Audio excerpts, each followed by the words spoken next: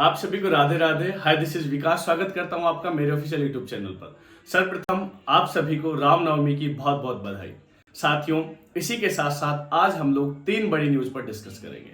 सबसे पहली न्यूज है हमारी कि आज नोएडा का यानी कि new Okhla industrial development authority का 49वां स्थापना दिवस है। आज नोएडा को 48 वर्ष पूर्ण हो चुके हैं। इस 48 वर्ष की जर्नी में नोएडा ने बहुत सारे उतार चढ़ाव देखे हैं। दूसरी हमारी न्यूज है फिल्म सिटी के खबर को लेकर कि फिल्म सिटी की क्या अपडेट है। और वहीं हम लोग तीसरी बात करेंगे कि जो तीनों अथॉरिटी आपके नोएडा, ग्रेटर नोएडा और यमुना, इनको एक करने का विचार चल रहा है। इनकी एक पॉलिसी, एक ड्राफ्ट तैयार किया जा चुका है। चलिए डिस्कस कर लेते हैं सबसे पहले ब्रीफ में कि नोएडा यानी कि जिस नोएडा को आपातकाल के दौरान दिल्ली का एक वैकल्पिक रूप में देखने के लिए बनाया गया था। एक कमरे से शुरू हुई वो चीजें कि वो एक प्लान, एक ड्राफ्ट तैयार किया गया कि आपातकाल के बाद अगर दिल्ली के लिए कोई वैकल्पिक होना चाहिए तो कौन सा स्थान हो। तो दिल्ली के ही नजदीक नोएडा को इंडस्ट्रियल हब के रूप में बसाने का प्रयास किया गया। शुरुआती चरण में ये इंडस्ट्रियल था यानी कि औद्योगिक केंद्र के रूप में विकसित होने का इसका प्लान था। लेकिन शहर ने जिस तरीके से विकास की रफ्तार पकड़ी और जिस तरीके से लोगों का रुझान यहाँ पर रहा, ये आवास के रूप में भी और एक विकसित शहर के रूप में बहुत अच्छी तरीके से निकल के आया। आप सभी लोग जानते हैं कि धीरे धीरे जिस प्रकार यहाँ पर पहले पूरे कच्चे थे, कहीं कच्ची सड़कें, कहीं गड्ढे, छोटी छोटी इमारतें। सबसे बड़ी बात यह थी कि एक तो दिल्ली के नजदीक, दूसरा यमुना नदी का किनारा, क्योंकि उद्योग के लिए उनके जो अन्य जो बाहरी कारक हैं उनको आवागमन के लिए भी चीजों की जरूरत पड़ती थी।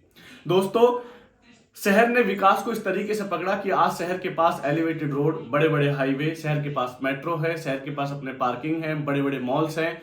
और यूं कहें कि ये आज गौतम बुद्ध नगर और दिल्ली और उत्तर प्रदेश का पेमेंट गेटवे बन चुका है।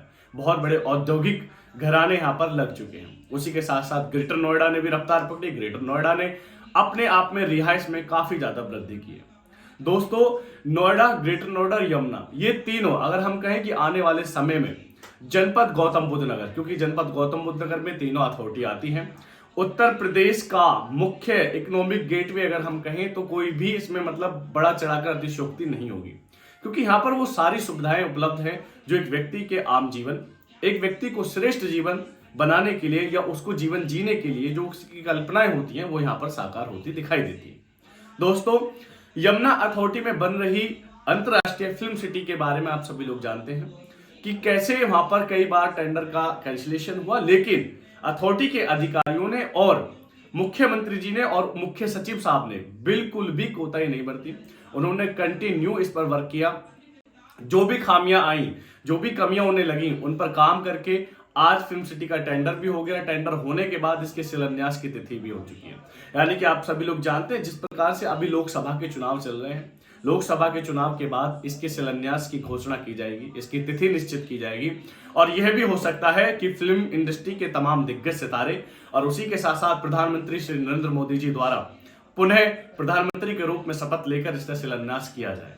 तो ये हम सबके लिए बहुत बड़ी खबर होगी कि एक ऐसे विजनरी प्रधानमंत्री के कार्यकाल में हम लोग जी रहे हैं। एक ऐसा जो इंडिया से न्यू भारत जो चीजें बनी है जो इस क्षेत्र के लिए, क्योंकि ये क्षेत्र एक ऐसा क्षेत्र था, अगर जो मेरी वीडियो सीनियर लोग देखते हैं तो कभी उत्तर प्रदेश के नोएडा, ग्रेटर नोएडा, इस इलाके को वो बहुत पिछड़ा मानते थे। यहाँ तक कि जो लोग दिल्ली या अन्य शहरों में रहते हैं वो लोग नोएडा, ग्रेटर नोएडा मतलब जनपद गौतम बुद्ध नगर के इस एरिया की तरफ अपने बच्चों की या बेटों की शादियां भी नहीं करना चाहते थे, जिसका कारण था यहाँ के इंफ्रास्ट्रक्चर, यहाँ की इकोनॉमिक हालत जो जिस प्रकार से खस्ता हाल थी। लेकिन जब से एयरपोर्ट यानी कि नोएडा इंटरनेशनल एयरपोर्ट का शिलान्यास, ये जब से इसकी खबर यहाँ पे आई है, जब से अच्छे अच्छे हाईवेज यहाँ पर बने, पूर्व में कई सरकारें रही हैं, ऐसा नहीं है कि सिर्फ भारतीय जनता पार्टी के आने से चीजें हुई, लेकिन हाँ, पूर्व सरकार की योजनाओं को धरातल पर लाने का काम जिन्होंने किया वो वाकई में काबिल तारीफ है। जो एक अच्छा कह सकते हैं कि अच्छा डिसीजन लेना और उसको इंप्लीमेंट करना, वो इनके लिए बहुत अच्छी बात है और इनकी खूबियां मैंने देखी हैं। दोस्तों, कह सकते हैं कि अब फिल्म सिटी का जो शिलान्यास है वो बहुत जल्द इलेक्शन के बाद होगा। इसी के साथ साथ अब तीसरी खबर है हमारी कि अथॉरिटी यानी कि आप देखते हैं नोएडा, ग्रेटर नोएडा, यमुना, ये तीन अथॉरिटी हमारे जनपद गौतम बुद्ध नगर में है। इन तीनों अथॉरिटियों में अभी जो कह सकते हैं कि कोऑर्डिनेशन उस तरीके का नहीं है कि वहां पे ग्रेटर नोएडा में टीएम की प्रक्रिया अलग है, यमुना में टीएम की प्रक्रिया अलग है, अलॉटमेंट की प्रोसेस अलग है, वहां पर अलग है। लेकिन अब हुआ क्या कि यूनिफॉर्म पॉलिसी लाने का विचार चल रहा है, उसका ड्राफ्ट तैयार किया गया है।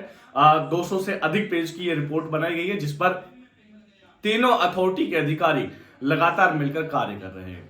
साथियों, आप सभी को मालूम है कि ग्रेटर नोएडा में अगर कोई स्कीम आती है, चाहे वो इंडस्ट्रियल हो या रेजिडेंशियल हो, वो ई ऑक्शन के द्वारा होती है, नीलामी के द्वारा वो निकाली जाती है। वहीं यमुना अथॉरिटी में कोई स्कीम आती है तो वो ड्रॉ के द्वारा निकाली जाती है। ठीक है, अगर हम ग्रेटर नोएडा में टीएम कराने जाएंगे तो वहां के टीएम चार्जेस अलग है, टीएम प्रोसेस अलग है। यमुना अथॉरिटी के टीएम चार्जेस अलग है, टीएम प्रोसेस अलग है। यमुना अथॉरिटी की जो अलॉटमेंट जो प्राइस है वो अलग है, और ग्रेटर नोएडा और नोएडा का अलॉटमेंट प्राइस अलग है। तो दोस्तों, कहीं ना कहीं ये एक अच्छा सुधार भी हो सकता है कि जो ओवरऑल व्यक्ति, जिसकी कई बार क्या होता है, किसी की नोएडा में अलग इंडस्ट्री है, ग्रेटर नोएडा में अलग इंडस्ट्री है, तो वो नोएडा के लिए अलग भागदौड़ करेगा, ग्रेटर नोएडा के लिए अलग डॉक्यूमेंटेशन प्रोसेस करेगा। तो इंडस्ट्रियल एसोसिएशन के द्वारा भी ये मुद्दा उठाया गया था कि हमको तीनों अथॉरिटियों में कोऑर्डिनेशन लाया जाए, उनको यूनिफॉर्म बनाया जाए, ताकि एक ही तरीके के डॉक्यूमेंट से हम अपनी सारी चीजों को कर सके। लेकिन इसका खामियाजा अब देखना पड़ेगा कि ये कहां तक सफल होती है, क्योंकि भाई देखो, जो अलॉटमेंट होता है उसमें सभी को चांस मिल जाता है। ई ऑक्शन में क्या है भाई, जो ज्यादा बोली लगाएगा, ज्यादा पैसा लगाएगा, उसको चीजें मिलेंगी। तो कहीं ना कहीं एक समानता का भाव तो हम ला रहे हैं, लेकिन और लोगों की समानता इसमें नहीं हो पाएगी। तो इस पर भी विचार किया जाएगा कि कैसे होगा। दूसरा, अलॉटमेंट प्राइस के ऊपर भी बात करें तो वो भी काफी, नोएडा का तो ग्रेटर नोएडा का काफी हाई है और यमुना का इस कंपेयर काफी कम है। तो उसमें भी अगर बदलाव होगा तो कहीं ना कहीं फर्क पड़ेगा।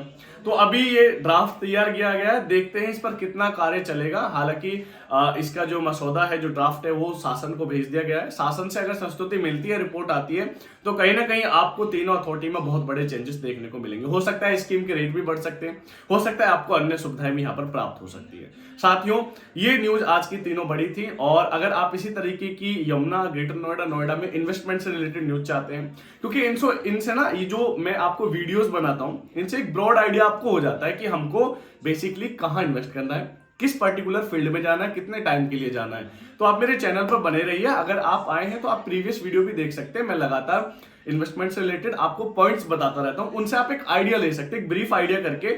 आप मुझे मेरे नंबर पर, जो स्क्रीन पर नंबर शो हो रहे हैं, उनसे आप मुझसे कंसल्ट कर सकते हैं। आपकी कोई भी क्वेरी फिर भी रह जाती है, कमेंट बॉक्स में आप कमेंट कर सकते हैं। और सबसे बेस्ट ऑप्शन है दोस्त कि नंबर है, यही मेरा व्हाट्सएप नंबर है, सीधा व्हाट्सएप कीजिए। आप कमेंट वगैरह टाइप करेंगे, उससे बढ़िया उतना ही टाइम आप मेरे को व्हाट्सएप पे कीजिए।